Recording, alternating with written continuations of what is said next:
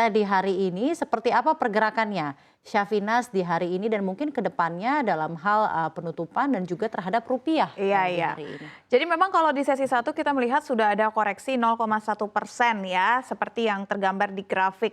Tapi memang masih berada di atas 6.900-an dan yang menjadi pemberat ini adalah sektor kesehatan dan juga sektor bahan baku. Kesehatan sesi 1 terkoreksi 0,72%, bahan baku terkoreksi 0,66%. Tapi kalau tadi kita lihat secara sektoral, sektor bahan baku justru di penutupan terapresiasi, tetapi memang kesehatan masih dalam zona pelemahan. Dan yang menariknya lagi juga adalah dari sektor energi, di mana 4 hari atau 5 hari beruntun ke belakang sektor energi menjadi penopang, tetapi Bayan hari ini justru menjadi bottom movers, di mana sebelum-sebelumnya justru menjadi top Top movers movers. dari IHSG. Jadi sayangnya IHSG gagal untuk mencetak hat-trick 6 hari di zona hijau ya, hingga akhirnya ditutup di level 6.896 dengan turnover nyaris 11 triliun. Secara turnover memang sudah cukup tinggi, sudah mulai bergeliat kembali.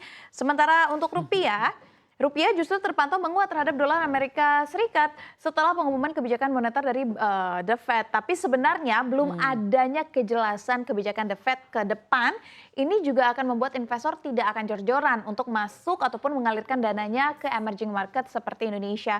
Kondisi ini justru bisa membuat bursa saham, rupiah, dan SBN rentan ditinggalkan oleh investor sehingga nantinya akan masuk ke tren pelemahan.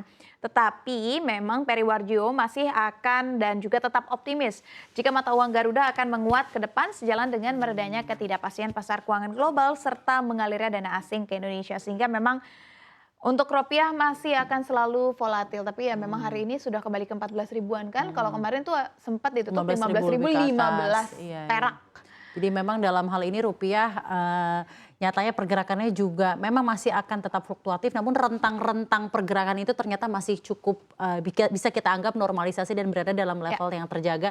Apalagi juga Bank Indonesia tetap firm di 5,75% dan ada kebijakan-kebijakan untuk menarik dolar yang ada tetap parkir di Indonesia dengan adanya devisa hasil ekspor yang harus parkir selama 3 bulan tentunya akan memperkuat juga stabilitas nilai mata uang Garuda. Nah, sentimen mungkin kita bisa pilah-pilah ya Syafina's, ada sentimen global, ada sentimen domestik, sentimen global mungkin kemarin kenaikan The Fed. Namun kira-kira seperti apa sih dampaknya terhadap pasar uang di Indonesia, Syafina's? Iya, jadi pagi ini The Fed mengumumkan bahwa menaikkan kembali 25 basis point menjadi di kisaran 5,25 sampai dengan 5,5%. The Fed memang masih membuka kemungkinan kenaikan ke depannya tergantung pada perkembangan data ekonomi di Amerika Serikat. Jadi sejauh ini The Fed sudah menaikkan 11 kali dengan total kenaikan sebesar 525 basis point sejak Maret 2022.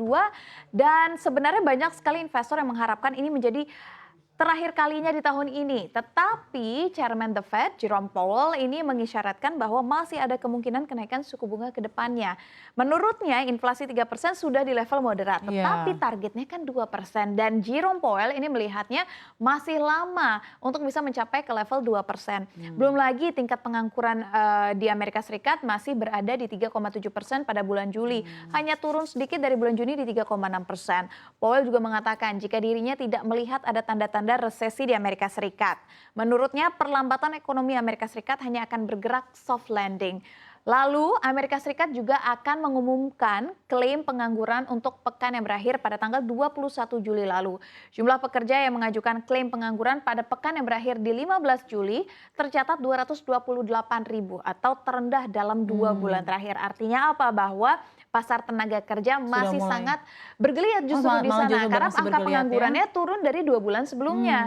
Pelaku pasar memperkirakan klaim pengangguran Amerika Serikat akan meningkat lagi hingga 280 ribu pada pekan lalu. Data klaim pengangguran merupakan salah satu data yang menjadi pertimbangan The Fed dalam menentukan suku bunga acuannya. Ini yang tadi saya jabarkan di awal bahwa Amerika Serikat cukup dilema, inflasi sudah sedikit lagi menyentuh 2%, tetapi data-data tenaga kerja, PMI manufaktur masih cukup baik sehingga sejumlah investor menganggapnya krisis ataupun hal-hal yang terjadi di Amerika Serikat ini sebenarnya tidak merata sehingga itu yang masih membuat besar kemungkinan Jerome Powell ataupun The Fed akan menaikkan suku bunganya lagi. Terlebih Jerome Powell mengatakan untuk mengejar 2% aja ini masih butuh waktu yang lama. Apalagi tadi ditambah belum melihat tanda-tanda resesi dan sepertinya skenario yang akan terjadi adalah soft landing ya dalam hal kenaikan suku bunga yang sudah begitu agresif. Tadi kalau kata Syafinas sudah 11 kali ya dinaikkan sejak Maret 2022 sudah naik 525 basis poin. Kita ingat tahun lalu masih berada di kisaran 0 sampai 1% saja, sekarang sudah berada di kisaran 5,25 sampai 5,5%, dan kita harapkan juga benar apa yang terjadi akan sampai ke level 2% dalam waktu dekat dan The Fed akan cooling down dalam kebijakan moneternya. Hopefully sampai dengan akhir tahun sudah bisa mencapai 2% ya. Kalau misalkan belum nyampe 2% berarti akan ada kenaikan suku bunga lainnya dan besar kemungkinan untuk diikuti oleh BI, meskipun beberapa pakar dalam negeri menyatakan bahwa BI belum tentu akan membuntut kebijakan The Fed karena memang BI berkaca terhadap perekonomian RI, bukan kebijakan dari The Fed. Betul. Dan sentimen-sentimennya seperti apa juga kita lihat di beberapa central bank juga selain di Amerika, kita ketahui juga masih tetap memengerangi inflasi yang tinggi. Seperti apa kira-kira sentimennya mungkin dari European Central Bank dan lain-lain? Ya, salah satunya adalah European Central Bank yang akan mengumumkan kebijakan suku bunga pada hari ini. ECB sudah mengkerek suku bunga sebesar 400 basis poin menjadi 3,5%. Ini menjadi yang tertinggi dalam 22 tahun terakhir. Karena memang inflasi di Uni Eropa yang sudah jauh melandai dari 10,6% pada Oktober 2022 kini menjadi 5,5% pada Juni 2023. Sementara kalau kita berbicara tentang sentimen dalam negeri adalah BI yang mengumumkan uang beredar di bulan Juni 2023 diprediksi sebesar 8.732 triliun rupiah.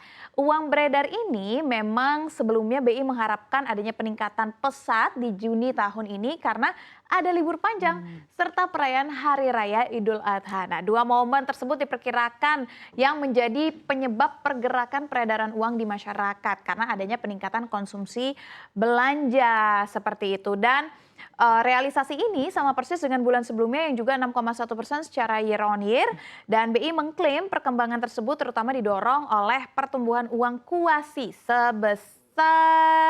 berdasarkan catatan kami sebesar 9,1% secara year on year. Ini luar biasa ya, peredaran uang di ekonomi ada 8.732 triliun rupiah yang mengingatkan juga bahwa dalam hal velocity uang ini sendiri juga sangat berpengaruh terhadap pertumbuhan ekonomi di Indonesia sendiri. Jadi ada optimisme sendiri dalam sentimen domestik, sentimen global yang masih cukup uncertain. Nah, terakhir seperti apa kira-kira pilihan-pilihan analisa Anda secara sektoral pergerakannya hari ini? Yang menarik hari ini untuk dicermati adalah pergerakan perbankan karena memang net foreign buy-nya ini paling tinggi bergerak di sektor perbankan. Sebenarnya apa yang membuat minat investor masih tinggi di dalam negeri khususnya perbankan karena memang Indonesia masih menaikkan suku bunganya. Tapi kalau dicermati, The Fed menaikkan suku bunganya, ada kemungkinan ataupun ada potensi BI akan ngekor, akan mengikuti kebijakan The Fed, tapi memang belum diketahui karena yang tadi saya katakan BI ini berpatokan terhadap bagaimana perekonomian di dalam negeri. Lalu, kenapa investor juga sangat berminat di perbankan dalam negeri? Karena memang kinerjanya yang moncer. Dari mulai BBCA yang pertumbuhan laba bersihnya ini periode berjalan sebesar 19,37 triliun di Mei 2023, perolehan ini naik 34,7% secara year on year. BBRI mencatatkan laba bersih tahun berjalan di bulan Mei 2023 sebesar 20,12 triliun rupiah. Lalu BMRI juga mencatatkan laba bersih di tahun berjalan 18,44 triliun rupiah. Perolehan ini naik 18,8% secara year on year.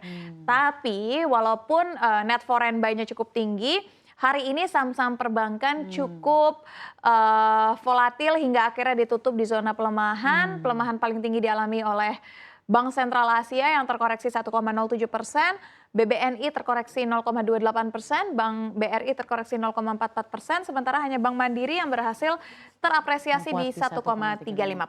Namun kita ketahui juga kan karena IHSG sudah rally dari Kamis kemarin, mungkin juga ada aksi profit taking ya di satu sisi karena sudah ada kenaikan yang sudah cukup baik. Lalu juga tadi seperti yang Syafinas bilang, pertumbuhan laba secara fundamental perbankan juga memang sudah begitu gemilang dan ini juga terprice in ke sentimen dari pasar yang akhirnya ada sisi profit taking walaupun memang secara fundamental perbankan masih akan cukup baik sampai ke depannya. Terima kasih banyak Syafinas atas analisanya di Market Focus.